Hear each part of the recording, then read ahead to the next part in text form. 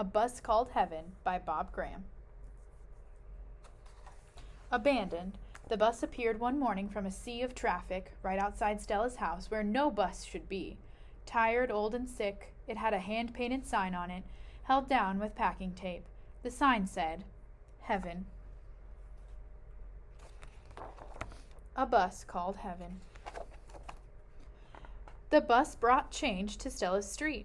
Traffic slowed where no traffic had slowed before. People stopped and talked together. Just a little, but they talked. Stella changed too. She took her thumb from her mouth where it usually lived and said, Mommy, that old bus is as sad as a whale on a beach. Then she pushed open the door and climbed on board. Stella, the color of moonlight, stood among the bottles, cans, and trash. She was so pale you could almost see right through her. It could be ours, she whispered. Whose? Asked Nikki, Vicky, Alex, Yasmin, and Poe. What did she say? Asked Mrs. Dimitros.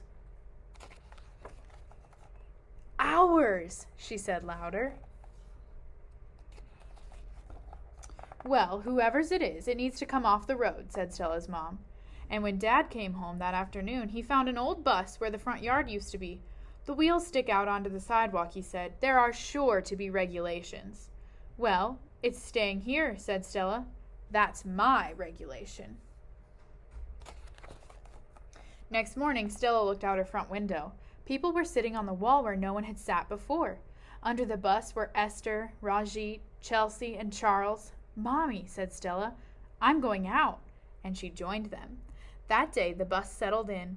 Weeds nudged up around the tires, snails made silver trails, and a pair of sparrows nested in the old engine. While the children played, the grown-ups mopped and scrubbed and polished. That night, the bus got a bit of new paint. Hello, boys, said Mom. I've got an idea. Come back tomorrow, and you can paint the whole bus. Make it sparkle. Next morning, Stella drew a picture for the rats to copy. People came with donations. Poppy brought her goldfish, Eric. Luke gave a set of super comics. Stella carried in her table soccer with the missing goalie. Mrs. Stavros brought a bus cake, and Lucy lent her dog Bear for anyone who just needed to sit and pat something.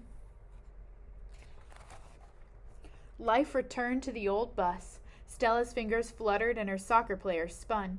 Babies crawled, people laughed, kids fought, granddads scratched dogs, meetings were planned, couples met, and the Fingles showed their vacation photos.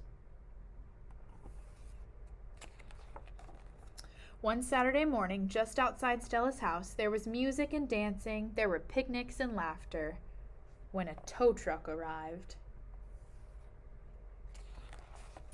It's against regulations, said the driver. This bus is causing an obstruction. It means it sticks out, Stella's dad whispered. The bus has to go, said the driver. As the front wheels left the ground, snails dropped from under the bus, and a twittering came from the old engine. Go where? Gasped the crowd.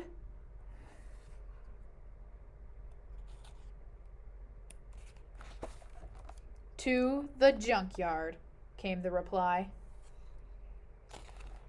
The crowd pleaded for their bus, but the junkyard boss came out to join the driver and shook his head. This one's for the crusher. A little pink glow crept across Stella's cheek. 3 rescued snails were deep in her pocket. Excuse me, she said. Shall we play table soccer? You can have the only goalie, but if I win, we'll keep the bus. And why, said the junkyard boss. Tell me why should I play you for the bus? Because, Stella replied, there are sparrows nesting in the engine. The game began. Handles spun, the ball smacked end to end, and then goal! Stella scored. She followed that with 9 more and won. The boss put out his hand. Joe, he said. Stella, said Stella, and they shook hands. Then Stella ran to the front of the bus. Come and see, she said. Chicks!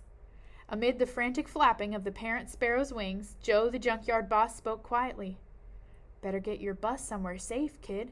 Somewhere out of the way. Thank you, said Stella, and the crowd cheered. I know where we can take it, said Stella. While the others pushed, she and Mom sat up front to steer, almost back where they'd started from. And when the old bus came to a rest at last, everyone else needed a rest too. Well, almost everyone. That evening, in the vacant lot just behind Stella's home, music drifted high over the city, and the grass was danced flat around a bus called Heaven. As a full moon rose, 3 snails slid safely back under the tires, and tomorrow Stella will see the sparrow chicks fly for the first time.